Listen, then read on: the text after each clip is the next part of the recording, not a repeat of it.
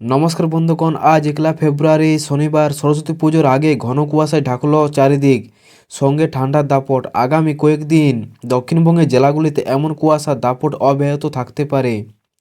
তবে কুয়াশার দাপট বৃদ্ধির সঙ্গে জেলাগুলিতে ক্রমশ তাপমাত্রা বৃদ্ধি পাচ্ছে।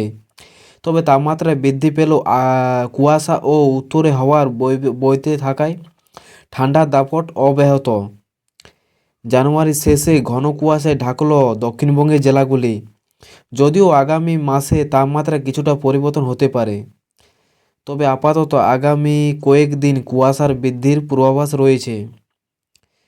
আবহাওয়া দপ্তর সূত্রে জানা গিয়েছে বর্তমানে জেলাগুলির সর্বনিম্ন তাপমাত্রা 14 ডিগ্রি সেলসিয়াস আশেপাশে রয়েছে এবং সর্বোচ্চ তাপমাত্রা 25 ডিগ্রি সেলসিয়াস পর্যন্ত ওঠার সম্ভাবনা রয়েছে।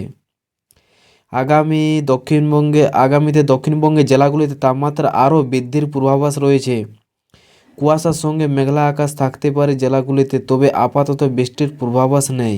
আপনি যদি এই চ্যানেল নতুন হয়ে থাকেন তো চ্যানেলটি অবশ্যই সাবস্ক্রাইব করে নেবেন সর্বপ্রথম এরকম আবহাওয়ার আপডেট পাওয়ার জন্য। বাকি আপনি কোথা থেকে ভিডিওটি দেখছেন অবশ্যই কমেন্ট করে বলবেন। ধন্যবাদ।